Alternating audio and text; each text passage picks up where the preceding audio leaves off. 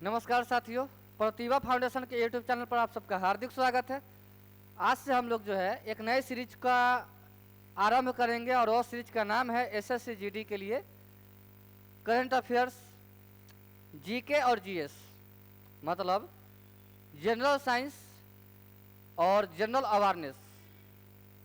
ये सभी मिलाकर 20 क्वेश्चन पूछे जाते हैं, जबकि हमने 25-25 क्वेश्चन का सीरीज लिया है ना।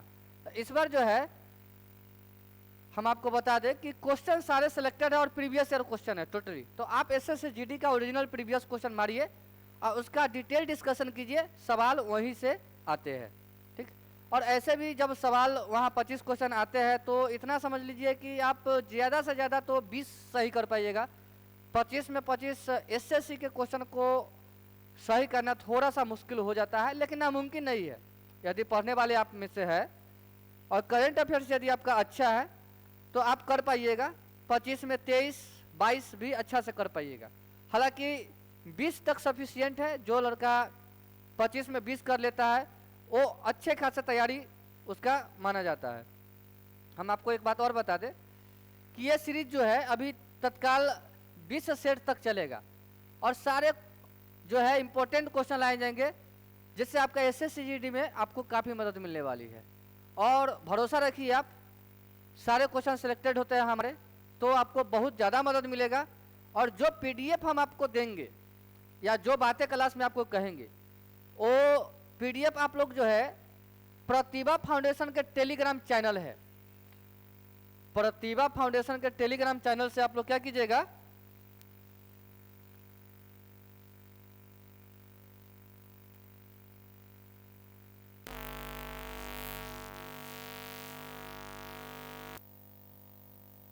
प्रतिभा foundation Telegram channel,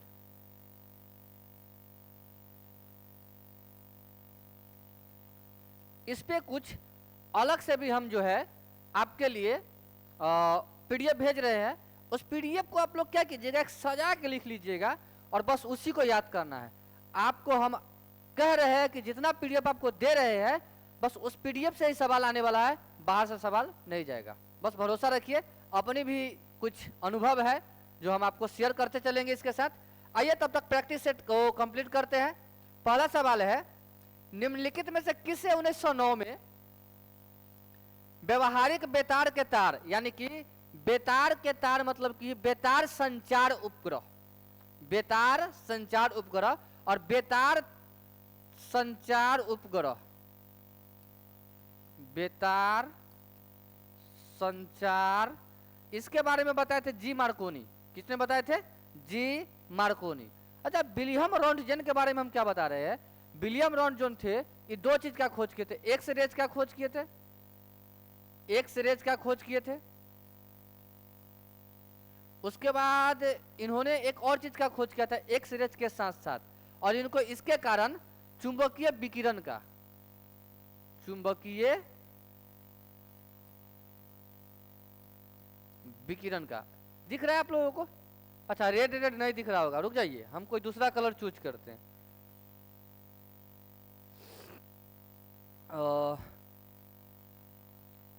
deep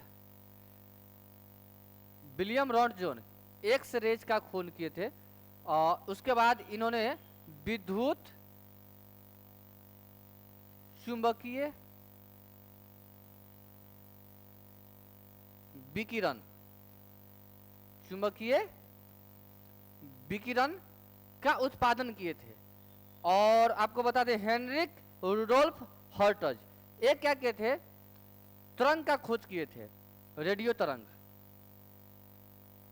radio तरंग। चलिए, तो पहला सवाल ये है, 1909 में जी मार्कोनी को फर्डिनेंड ब्राउन के साथ जो है नोबेल पुरस्कार मिला था 1909 ईस्वी में। ये सवाल जो है आपको एसएससी में पूछा हुआ क्वेश्चन है सीएचएसएल का। ये टोटल क्वेश्चन जो है सीएचएसएल के पीटी का पहला सेट का है, कल इसका दूसरा सेट, और इसी प्रकार से टोटल सेट उसका करेंगे। फिर हम लोग जो है एसएससी का एमटीएस का पेपर पूरा करेंगे, फिर हम लोग सीजीएल का पेपर पूरा करेंगे, फिर सीपीओ का पेपर पूरा करेंगे, और बहुत कम समय में जो है हम लोग टोटल प्रीवियस को देख लेंगे और बस उतना ही आता है, बस प्रीवियस ही नच के उतर जाता है एग्जामिनेशन हॉल में। तो केवल और केवल PY की प्रीवियस ईयर क्वेश्चन कीजिए, बाहर कुछ से मत पढ़िए, क्या पढ़िएगा आपका दिमाग भी खराब होगा और रिजल्ट भी नहीं होगा। और अगर इस बार रिजल्ट नहीं हुआ तो 2024 का ये लास्ट वैकेंसी होने वाला है, क्योंकि अब आगे आचार संहिता लग जाएगा और आचार संहिता लगने के बाद वैकेंसी नहीं आएगी। और सरकार जैसे ही बनता है चाहे जिसका भी आए तो हर हाल में जो है 1 साल तक तो वैकेंसी नहीं आएगा, क्योंकि इलेक्शन के टाइम पे ही वैकेंसी आती है, अब जहां तक नए अंदाज में देखा गया है।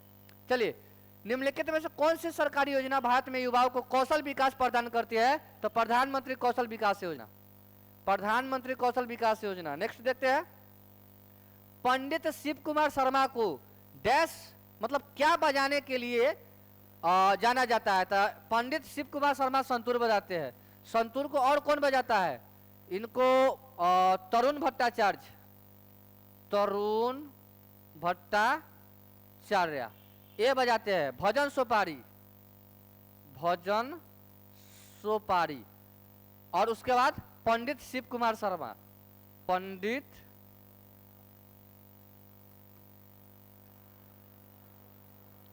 शिव कुमार शर्मा। अच्छा, तबला की चर्चा करेगा तो तबला में आप लोग याद रखिएगा जाकिर हुसैन, जाकिर हुसैन। अल्लाह रखा खा,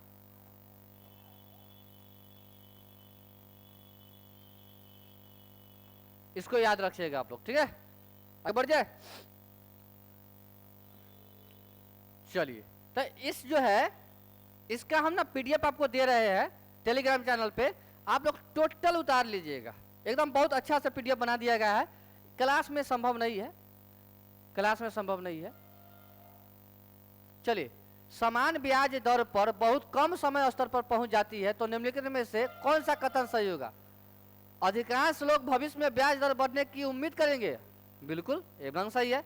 ये इकोनॉमी से सवाल है, इकोनॉमी से सवाल है और यहाँ से भी सवाल पूछे जाते हैं, GA का पार्ट है। तो आप लोगों को सारे चीज मिसलेनियस पार्ट हम लेकर आए हैं, टोटल चीज करा देते हैं। दूसरा सवाल है, भारत के किस राज्य में एल्युमिनियम प्रगलन संयंत्र केंद्र? एल्युमिनियम प्रगलन संयंत्र केंद्र जो है ये आपको ओडिशा में मिलेगा। कहाँ मिलेगा? ओडिशा में।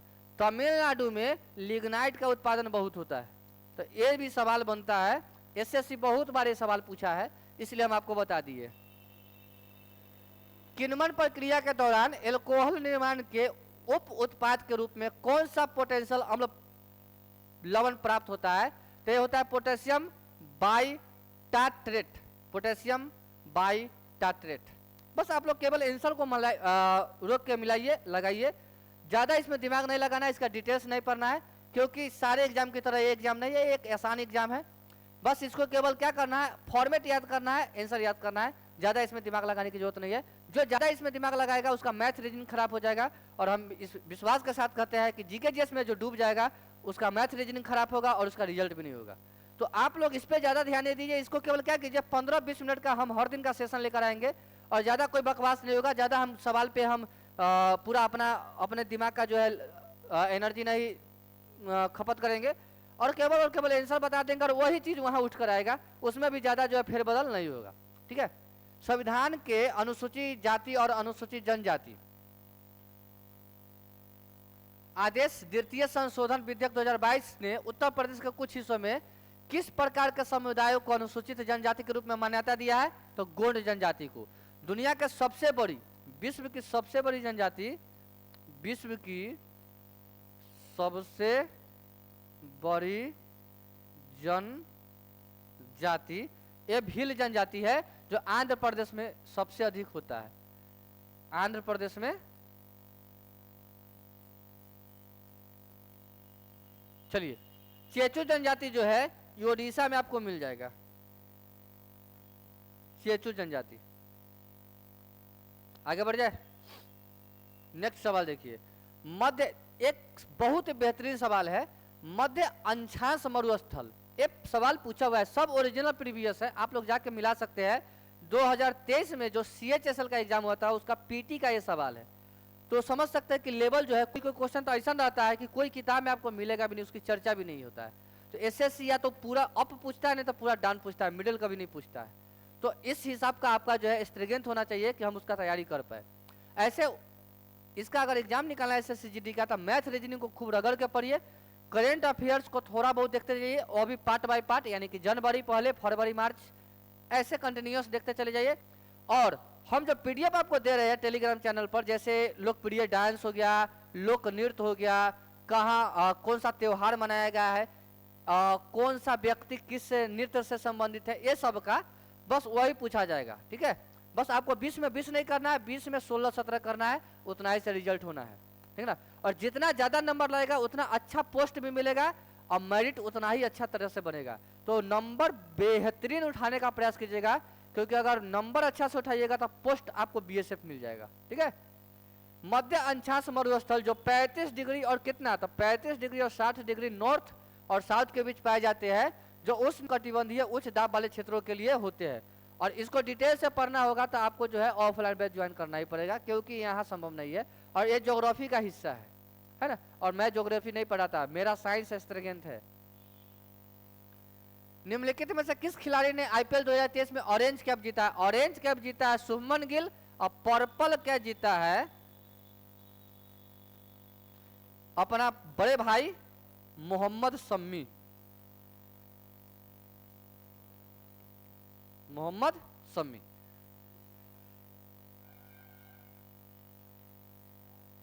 दो 2014 में सूक्ष्म ऋण दाता बंधन फाइनेंशियल सर्विसेज, जिसका मुख्यालय, इसका मुख्यालय कहाँ? कोलकाता में। यहां भर दो कोलकाता। कोलकाता बैंक शुरू करने के लिए सैद्धांतिक मंजूरी दी गई है आरबीआई द्वारा। ये करंट अफेयर्स का क्वेश्चन था जो पूछा गया था, तो ये अब नहीं पूछा जाएगा। मुंडारी नृत्य, इसको याद रखिएगा, मुंडारी नृत्य झारखंड से है, और ये VVI है, ये पक्का फिर उठ के आएगा, ये सवाल फिर से उठ के आएगा। मुंडारी नृत्य झारखंड से संबंधित है। कोरापुट जिले में पचम पंतमाली, कोरापुट जिले में भंडार निम्नलिखित में से किस खनिज के भंडार है? तो यहाँ जो है बॉक्साइट का भंडार है। ऐसे हम बता दे, मैग्नीज, बॉक्साइट, लोहा तीनों जो है उड़ीसा में सबसे अधिक होता है। कहाँ अधिक होता है? उड़ीसा में। तंबा के लिए आपको राजस्थान के खेतरी में जाना पड़ेगा। कहाँ जाना पड़ेगा? राजस्थान के खेतरी जिला में। किस वर्ष जॉन एलेक्जेंडर न्यूलैंड्स ने परमाणु भार के क्रम में, देखो इस सवाल को हम बता देते हैं आपको, पहले डोबे राइनर ये सजाए थे, त्रिक नियम दिए थे, त्रिक नियम, और इनका जो है त्रिक नियम आया था 1817 ईस्वी में। उसके बाद जो है न्यूलैंड्स आए,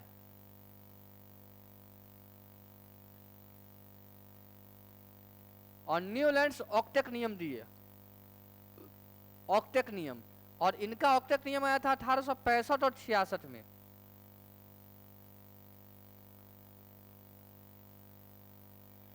ठीक है, तो ऑप्शन के हिसाब से मारिएगा। 65 है तो 65 मार लीजिए, 66 होता तो 66 मारते, ज्यादातर आंसर 66 होता है।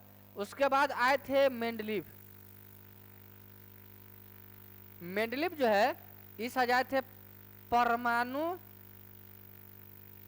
द्रव्यमान पे,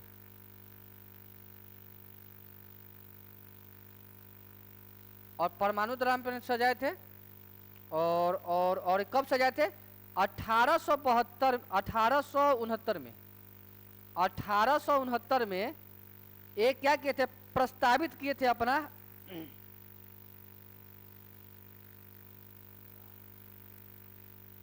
प्रस्तावित किए थे, और 1872 ईस्वी में इनको मान्यता मिला था। अगर मेडलिव के बाद मोसले की बात करें तो मोसले जो है ये आपको परमाणु संख्या पे सजाए थे 1913 ईस्वी में। 1913 ईस्वी में, ठीक है, 1913 ईस्वी में सजाए थे। तो इसको याद रखिएगा, इसका आंसर तो हम बता दिए टोटली। डोबे राइनर त्रिक नियम दिया 1867 में, न्यूलैंड्स ऑक्टेक नियम दिया 1865-66 में, मेडलिव परमाणु द्रव्यमान पे सजाए थे 1869 में। इनका जो आवर्त सारणी आया था वो आवर्त सारणी जो है प्रस्तावित हुआ था और 1872 ईस्वी में इनको जो है मान्यता मिला था। फिर आपको बता दें मोसले के बारे में, तो मोसले परमाणु संख्या के बारे में सजाए थे और परमाणु संख्या 1913 में इनको जो है मान्यता मिल गया था। 1913 में क्या हुआ था, मान्यता मिल गया था। ठीक है, चलिए आगे बढ़े।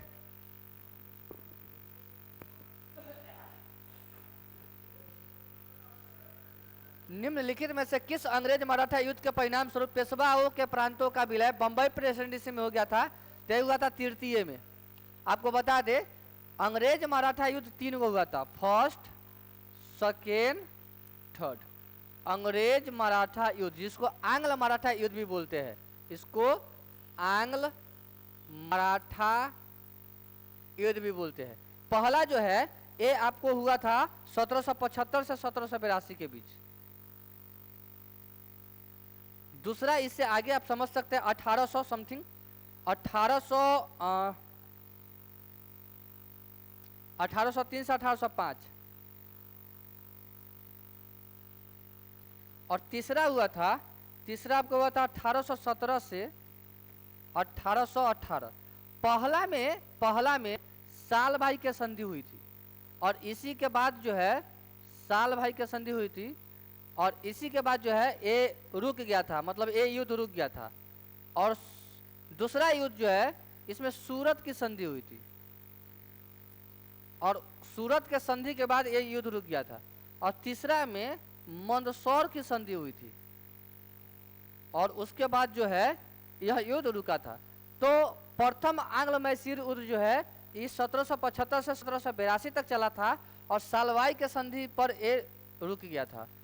दूसरा आंग्ल मराठा युद्ध जो है वो 1803 से 1805 के बीच चला था और सूरत के संधि के बीच क्या हुआ था, रुक गया था।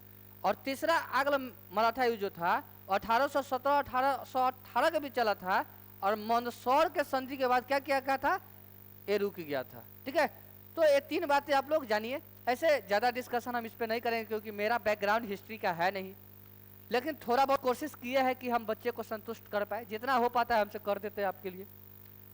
विधवा पुनर्विवाह संघ 1861 के संस्थापक के रूप में किसे जाना जाता है? एक बात आप समझिए, 1856 में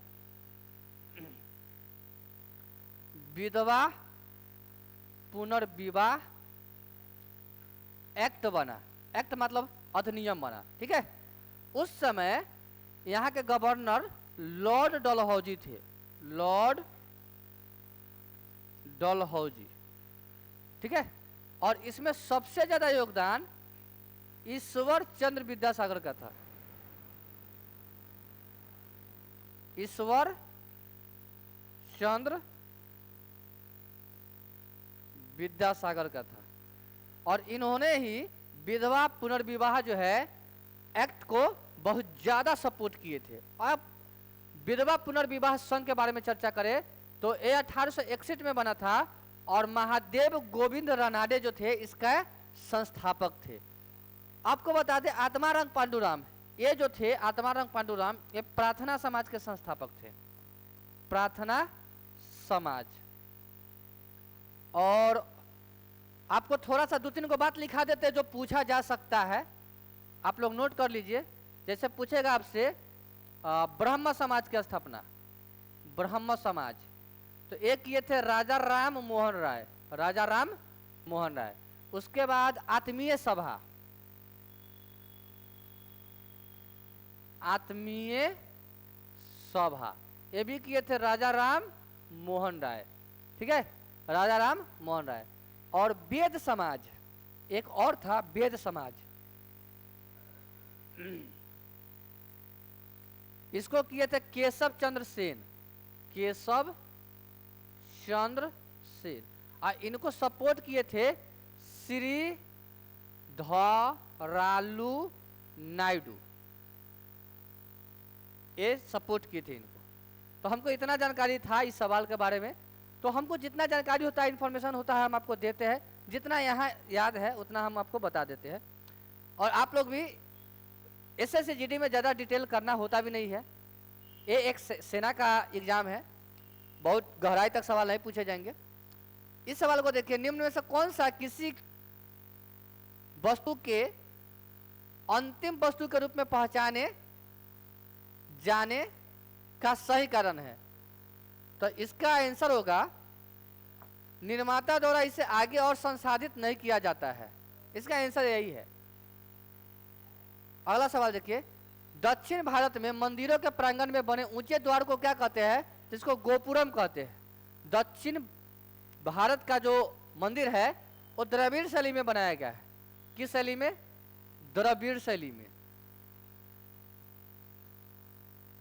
और इसका जो मेन गेट होता है उसको हम लोग गोपुरम कहते हैं, और उसके ऊपर जो इस प्रकार का होता है उसको अर्ध मंडपम बोलते हैं। ऐसे होता है सो, ध्यान से सुनिए। और जो कंप्लीट ऐसे होता है उसको हम लोग मंडप बोलते हैं। अगर ऐसे होगा तो मंडप, और अगर ऐसे होगा तो अर्ध मंडप। और उसके मेन गेट जो मुहाना होता है जिसमें हम लोग जाते हैं उसको गोपुरम बोलते हैं। ठीक है, चलिए आगे बढ़े। भारतीय संविधान का निम्नलिखित में से कौन सा अनुच्छेद जबरन श्रम को प्रतिबंधित करता है? तो अनुच्छेद 23 है। 19 में बहुत सारा अनुच्छेद है, लिखा है। चलो, हम पॉलिटिकल साइंस बहुत अच्छा पढ़ा देते हैं। पॉलिटिकल साइंस बहुत अच्छा पढ़ा देते हैं। हिस्ट्री मेरा बहुत बिगर सेक्शन में से आता है, क्योंकि मेरा बैकग्राउंड वो नहीं है और मेरा तैयारी उस दिशा में भी नहीं है। खैर चलिए, जितना हमको आता है हम आपको सपोर्ट करते हैं। बस आप लोगों का जो है प्यार मिले, हम इस बात का कामना करते हैं। तो धीरे धीरे सबको भी सुधार देंगे, क्योंकि इस पे भी हम अपना जो है वर्क चालू कर रखे हैं। 19 के इसमें आते हैं, इसका पूरा आर्टिकल देखते हैं। आर्टिकल 19 के 1 में 3 आर्टिकल है, ए बी सी।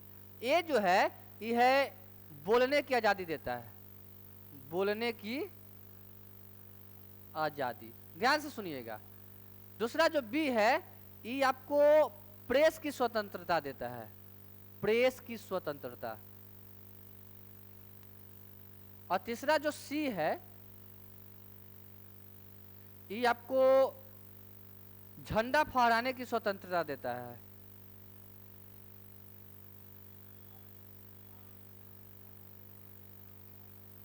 जिस क्वेश्चन पे डिस्कशन करना है उस पे हम जरूर करते हैं थोड़ा बहुत। आर्टिकल 19 के 2, यानी कि इसमें जो है संघ बनाने की आजादी है।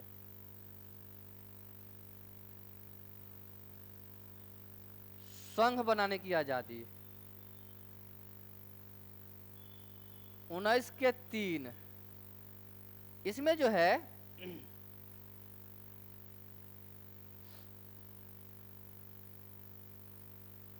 सभा करने की आजादी है।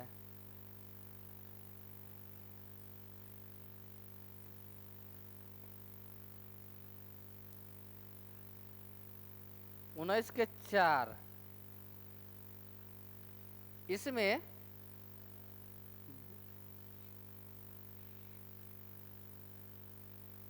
मतलब पूरे देश में, भारत में कहीं भी आने जाने की आजादी है।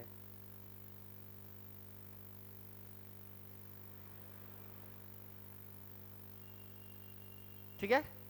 उसके बाद आर्टिकल 4 के बाद हो गया आर्टिकल, यहाँ लिख देते हैं आर्टिकल 5। इसमें कहीं भी व्यापार करने की आजादी है, व्यापार करने की आजादी। आर्टिकल 6, आर्टिकल 6 ये था संपत्ति का अधिकार, संपत्ति का अधिकार। इसको क्या किया गया है? इसको हटा दिया गया, निरस्त कर दिया गया है। 44वां संविधान संशोधन में, 44वां संविधान संशोधन में 1978 में इसको क्या किया गया है? निरस्त कर दिया गया है। और इसको ले जाके, इसी आर्टिकल को ले जाके आर्टिकल 300 के क में रख दिया गया है, आर्टिकल 300 के क में रख दिया गया है। और सबसे लास्ट बच गया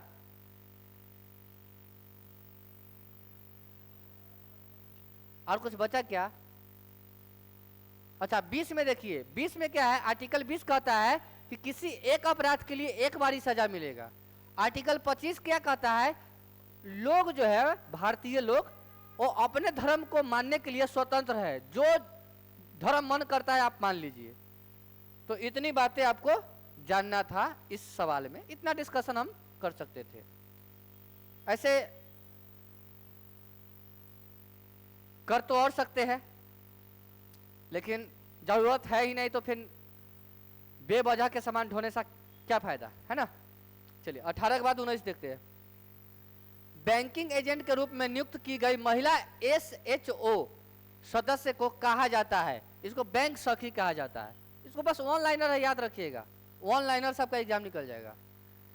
निम्नलिखित में से कौन सी फसल भारत में व्यावसायिक खेती के लिए स्वीकृत एकमात्र अनुवांशिक यानी कि बीटी कपास, ये सबसे ज्यादा होता है महाराष्ट्र में।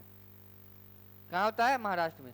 बीटी कपास का जो फसल है, ये जो फसल है ये अनुवांशिक फसल है, अनुवांशिक फसल है, अनुवांशिक फसल है। इसलिए सरकार इस पर रोक लगाती है, इसलिए इस पर सरकार क्या करती है? रोक लगाती है। तो महाराष्ट्र में रोक भी लगाता है इस पे, ठीक है। ये सवाल दूसरी जगह पूछा हुआ है, मतलब हमको लगता है कि एसएससी के हर अगर एग्जाम होता है CHSL MTS ये सब में, तो कहीं ना कहीं किसी न किसी सेट में ये सवाल रहता ही रहता है। भारत में निम्नलिखित में से कौन सा राज्य के नीति निर्देशक सिद्धांतों का गांधीवादी सिद्धांत है? तो गांधी जी का जो है एक बहुत बड़ा सपना था ग्राम पंचायत का गठन, और ये आर्टिकल 40 में था। आपको बता दें न्यायपालिका को कार्यपालिका से अलग करना, ये आर्टिकल 50 में लिखा हुआ है। समान नागरिक संहिता आर्टिकल जो है ये 44 में है। और एक ऐसा राज्य है गोवा जहां अभी भी समान नागरिक संहिता यानी समान सिविल कोड लागू है। और समान काम के लिए समान वेतन जो है ये आर्टिकल 39 के अंग में इसका चर्चा है, 39 के अंग में, 39 के अंग में समान काम के लिए समान वेतन, यह भारतीय संविधान के आर्टिकल 39 के अंग में चर्चा है कि समान काम के लिए समान वेतन मिलेगा पुरुष को और महिला को, दोनों को। समान नागरिक संहिता का संरक्षण जो है ये आर्टिकल 44 करता है और गोवा में लागू भी है। न्यायपालिका को कार्यपालिका से अलग जो है ये आर्टिकल 50 करता है, और ग्राम पंचायत का गठन ये आर्टिकल 40 करता है, और यह सिद्धांत जो है गांधीवादी सिद्धांत कहलाता है। नेक्स्ट 22 नंबर सवाल देखते हैं। लॉन टेनिस में जोड़ी में खेले जाने वाली मैचों के लिए कोर्ट की चौड़ाई कितनी होनी चाहिए? तो 36 फीट होनी चाहिए। कितना होना चाहिए? 36 फीट। फरवरी 2023 तक अदिति अशोक ने कुल मिलाकर कितनी बार LET यूरोपियन खिताब जीता है? 4 बार जीता है, 2012 में, 2013 में, 2014 में और 2023 में। तो 4 बार जो है ये खिताब जीत चुका है। अदिति अशोक जो है ये लॉन टेनिस के खिलाड़ी है। अदिति अशोक जो है ये लॉन टेनिस का खिलाड़ी है। लॉन टेनिस, यहो याद रखिएगा, पूछ लेगा कि बताइए अदिति अशोक किस खेल का खिलाड़ी है।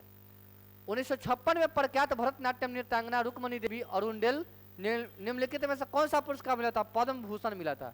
देखिए 1956 का मैटर पूछा हुआ है, आप समझ सकते हैं कि कहां से पूछता है। इसका था है, इस पे ध्यान नहीं दीजिए, बस यही रिपीट होगा।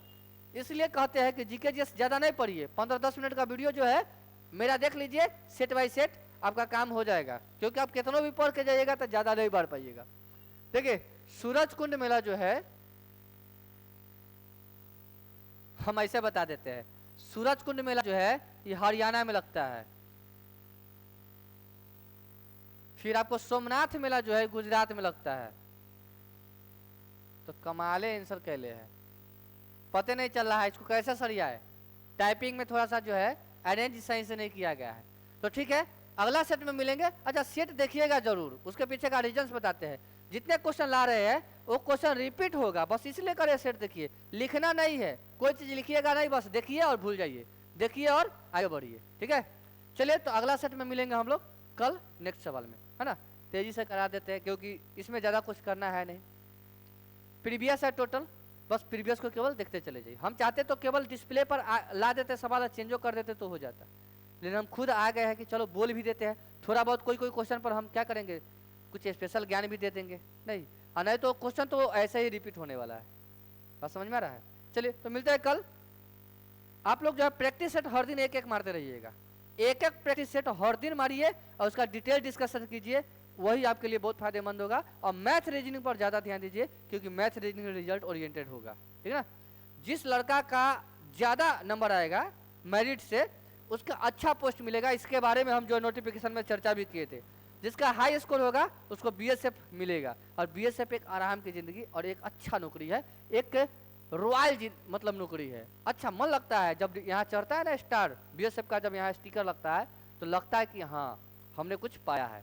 अगर सेना में जाना है तो BSF is the very very मस्त, ठीक है। चलिए मिलते हैं कल अगला सेशन में। अच्छा सेशन सारे सेशन को रहिएगा और देखिएगा भी, ठीक है। बस 15-15 मिनट में हम सेशन को समाप्त करेंगे, ज़्यादा डिस्कशन नहीं करेंगे। चलिए आप लोगों से भी मिलेंगे कल। धन्यवाद जो पूरा क्लास आप लोग देख पाए।